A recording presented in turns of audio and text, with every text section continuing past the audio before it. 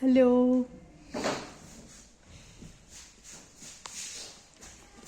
Hello guys, आज हम पढ़ने वाले हैं MCQs ऑन TSC लॉट। ऐसा लगता है कि जल्दी ही TCT PGT का एग्ज़ाम होने वाला है, क्योंकि आयोग हमारा बन चुका है और उसके मेंबर्स के लिए अभी वैकेंसी आई थी।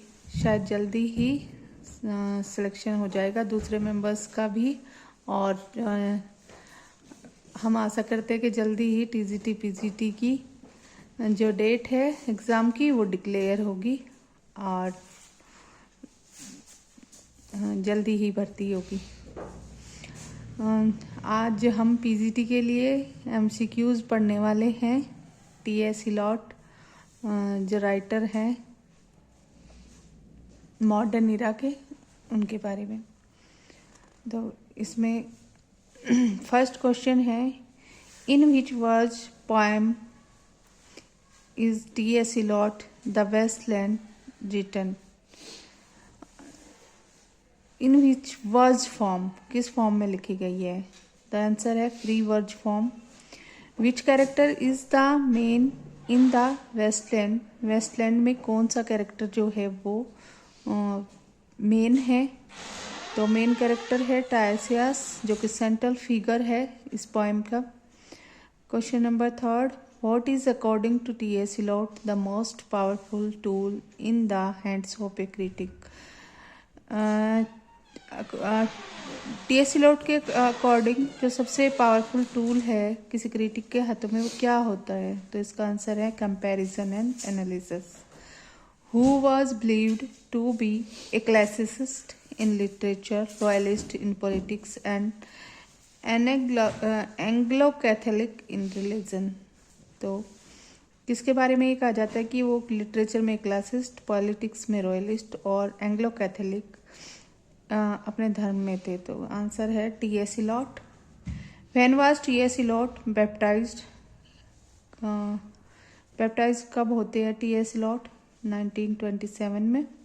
When did TSC Eliot take British citizenship?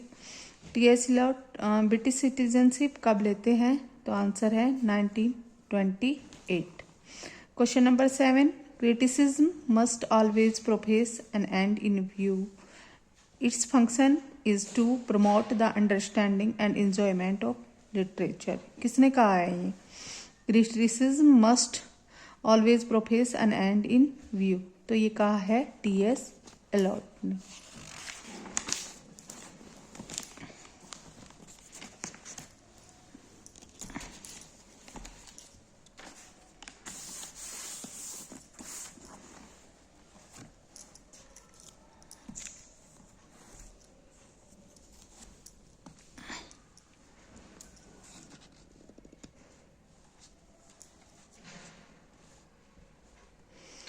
TSC Eliot has borrowed the term unreal city in the first and third section of the Westland। तो ये वर्ड उन्होंने जो अनरियल सिटी है वो कहाँ से उठाया? क्वेश्चन ये है। आंसर है Dante. Question number 9, in critical ideas Nissim Ezekiel is mainly influenced by. कि अपने क्रिटिकल आइडियाज़ में निसिम इज़ेकियल किससे सबसे ज़्यादा प्रभावित थे? तो आंसर है TSC Eliot. Which month is the cruellest month in the Waste Land. कौन से मंथ को क्रूलेस्ट मंथ कहा गया है? तो अप्रैल को कहा गया है। Question number 11, which poem of Alfred Tennyson TSC lot called a perfect poem. Lord Alfred Tennyson की किस कविता को TSC लॉट ने एक परफेक्ट पोएम कहा है? तो आंसर है Ulysses. There was a birth certainly we had evidence and no doubt. These lines are taken from. Answer है the journey of Magi. It describes the journey of 3 wise men so as to witness the birth of Jesus Christ। Let us go then, you and I, when the evening is spread out against the sky। These lines are taken from ये line let us go then you and I when the evening is separate out against the sky, ये poem ली गई है, poem की ये line ली गई the love song of J Alfred Prufrock. अभी है हमारा कुछ क्वेश्चन हो रहा है। To which age T S. Eliot belong, T S. Eliot किस एज को बिलोंग करते हैं? तो आंसर है modern age. The objective correlative was propounded by, जो टर्म था ऑब्जेक्टिव कोरिलेटिव वो किसने प्रोफाउंड किया था? तो आंसर है T S. Eliot. The T S. Eliot first volume of poems appearing in 1917. The first collection was T S. Eliot के फर्स्ट पोएम्स के कलेक्शन का नाम था Prufrock and other observation. T S. Eliot was awarded US presidential medal of freedom in, उन्हें US presidential medal कब मिला था? 1964 में। T S. Eliot got Nobel prize कब मिला था? इन 1948 for 4 quartets.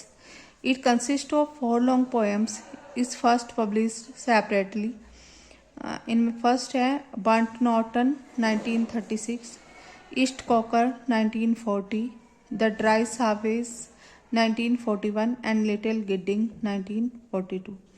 About whom did T.S. Eliot write? A thought to him was an experience.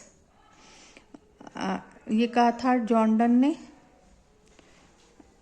About whom did T S. Eliot write, किसके बारे में टी.एस. इलियट ने लिखा था? At thought to him was an experience, क्योंकि उनका एक विचार भी एक एक्सपीरियंस है, ये उन्होंने जॉन डन के बारे में कहा था। और question number 20, T S. Eliot the Waste Land was first published in, कि टी.एस. इलियट की जो फर्स्ट पब्लिश्ड पोएम वेस्टलैंड जो है वो सबसे पहले द क्राइटेरियन और उसके थोड़े दिन बाद डायल जो मैगजीन थी उसमें पब्लिश हुई थी। That's all for today.